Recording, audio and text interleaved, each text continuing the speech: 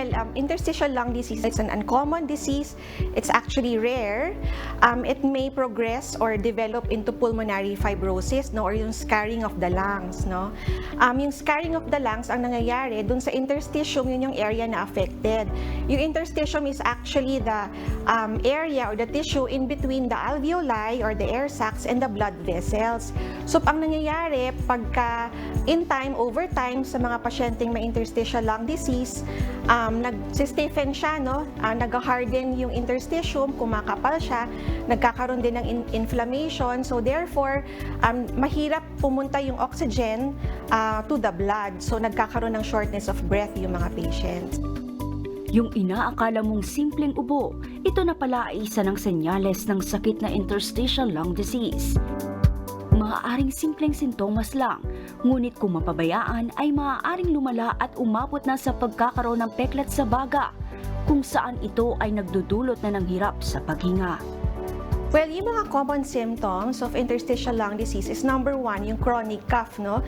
So usually yung cough within months to years, non-productive siya, so usually dry cough, and then nagkakaroon din ng mga progressive shortness of breath, easy fatigability, madaling mapagod, yung may generalized body weakness, and pag mga severe cases, weight loss. Hindi naman lahat ng ILDs progressive. So, may mga milder forms din ng ILD. So, that's usually pagka milder forms or early stages ng disease, wala pang masyadong symptoms or none to minimal symptoms pa. Pero once na may symptoms na siya, like chronic cough or shortness of breath, usually, may scarring na yung lungs or may tinatawag na pulmonary fibrosis na. So, generally, irreversible na pagkaganon.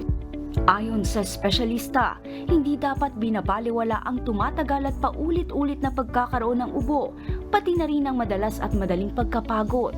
Kumonsulta agad sa doktor kung nakararanas ng mga ito upang maiwasan ang paglala ng nararamdaman at mauwi pa sa mas malalang karamdaman. So for mga patients with may mga chronic cough, tas may mga hingal, huwag patatagalin yung ubo at yung hingal, no? Kailangan magpa-check up agad-agad, huwag patagalin up to months or even, kasi sometimes we catch these patients, no? 1 year na palang hinihingal or inuubo. So as early as possible, magpa-check up na kayo sa doktor ninyo. Alamin ang iba pang detalye ukol sa interstitial lung disease. Manood ng Dr. Son TV ngayong linggo, alas 7 ng umaga, dito lang sa UNTV. Kichi Cipriano, UNTV News and Rescue. Diyos ang aming sandigan, serbisyo publiko ang aming pinahahalagahan.